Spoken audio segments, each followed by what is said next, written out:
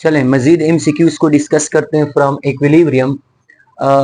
ये बड़े important MCQs है, प्लीज इनको अंडरस्टैंड करना है। देखिए एक रिएक्शन आपको गिवन है, SO2 सल्फर डाइऑक्साइड ऑक्सीजन के साथ रिएक्शन करके क्या प्रोड्यूस कर रहा है, सल्फर ट्राइऑक्साइड प्रोड्यूस कर रहा है। इस रिएक्शन के लिए आप लोग को Kc की वैल्यू गिवन है एंड दैट वैल्यू इज आपके पास 10 है। अब आपसे पूछा जा रहा है कि what will be the Kc for, इस रिएक्शन के लिए Kc क्या होगी। तो देखिए ये दोनों रिएक्शन डिफरेंट रिएक्शन नहीं है, ये जो रिएक्शन है ये इसी रिएक्शन से क्या हुआ है, डिराइव हुआ है। लेकिन ये रिएक्शन कैसे डिराइव हुआ है, अगर आप इस रिएक्शन को देखो तो इस रिएक्शन का फॉरवर्ड में जो प्रोडक्ट है वो SO3 है, लेकिन इस रिएक्शन को अगर आप लोग देखो तो इसका जो फॉरवर्ड में रिएक्टेंट है वो SO3 है, और इसका फॉरवर्ड में जो रिएक्टेंट है वो सल्फर डाइऑक्साइड एंड ऑक्सीजन है, लेकिन इसका फॉरवर्ड में प्रोडक्ट क्या है, सल्फर डाइऑक्साइड एंड ऑक्सीजन। तो मतलब क्या हुआ कि इस रिएक्शन का जो प्रोडक्ट है वो इस रिएक्शन का क्या है, रिएक्टेंट, और इसका जो रिएक्टेंट है वो इसका क्या है, that is product. It mean simple अल्फाज में इस रिएक्शन को रिवर्स किया गया है।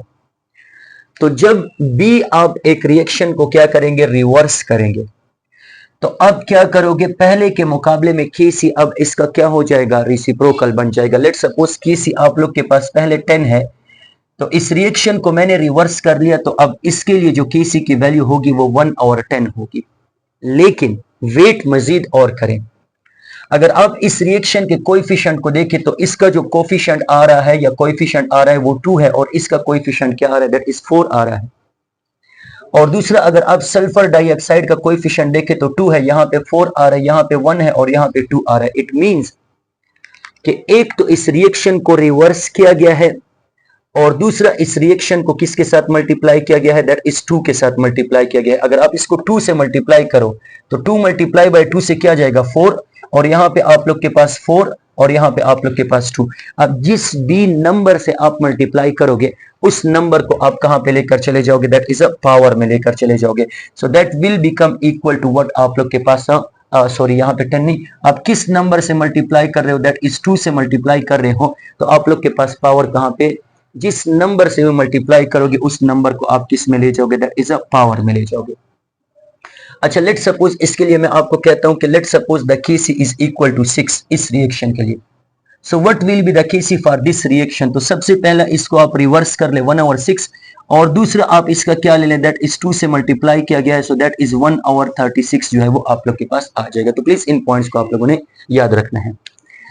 नेक्स्ट सोलिबिलिटी प्रोडक्ट से एमसीक्यू से बड़ा इंपॉर्टेंट एमसीक्यू है कि आपको कैल्शियम हाइड्रोक्साइड की सोलिबिलिटी गिवन है। अगर आप कैल्शियम हाइड्रोक्साइड को देखो, so this is which type of salt, this is 1:2। ये 1:2 साल्ट है, एक केटाइन है और 2 एनाइन है।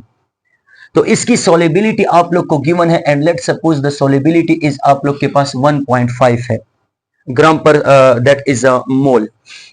नेक्स्ट आप लोग के पास what is the solubility of NaF, solubility of NaF क्या होगी, what will be the solubility of NaF।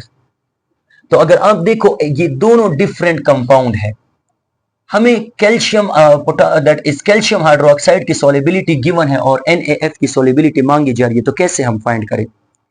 तो इसके लिए आप लोगों ने किसको देखना है, दैट इज KSP को देखना है, KSP। जिसकी KSP वैल्यू ज्यादा होगी उसकी सोलिबिलिटी आप लोग के पास क्या होगी, दैट इज ज्यादा होगी। बिकॉज हम क्या डिस्कशन करते हैं कि the solubility is directly proportional to आप लोग के पास KSP। Greater the KSP value greater will be the solubility. अब KSP तो आपको नहीं गिवन, तो आप कैसे फाइंड करोगे। अब सब ने ये पढ़ा है कि जो KSP है this is equal to what, KSP that is equal to the concentration of cation, the product of molar concentration of cation, and that is a molar concentration of anion।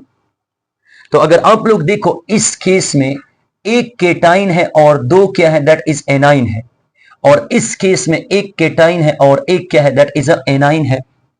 तो इसका मतलब कि कैल्शियम हाइड्रोक्साइड के लिए KSP क्या आएगा, ज्यादा आएगा, और सोडियम फ्लोराइड के लिए जो है KSP है ये क्या आएगा, दैट इज कम आएगा। अब अगर कैल्शियम हाइड्रोक्साइड के लिए सोलिबिलिटी KSP क्या आ रहा है, ज्यादा आ रहा है, तो कैल्शियम हाइड्रोक्साइड की सॉल्युबिलिटी भी क्या होगी, दैट इज ज्यादा होगी। तो अब NaF की सॉल्युबिलिटी कैल्शियम हाइड्रोक्साइड के मुकाबले में क्या होगी, दैट इज, प्लीज इस पॉइंट को याद रखें, that will be the less than 1.5, because उधर दो आइंस, तीन आइन बन रहे हैं, एक केटाइन और दो एनाइन, और इधर दो आइंस बन रहे हैं, जिसमें आइंस की तादाद ज्यादा होगी उसकी सॉल्युबिलिटी प्रोडक्ट क्या होगी, दैट इज, उसका सॉल्युबिलिटी प्रोडक्ट क्या होगा, ज्यादा, और जिसका सॉल्युबिलिटी प्रोडक्ट ज्यादा होगा उसकी सॉल्युबिलिटी भी क्या होगी, दैट इज ज्यादा होगी। मजीद एमसीक्यूज को अगले लेक्चर में क्या करते हैं, डिस्कस करते हैं।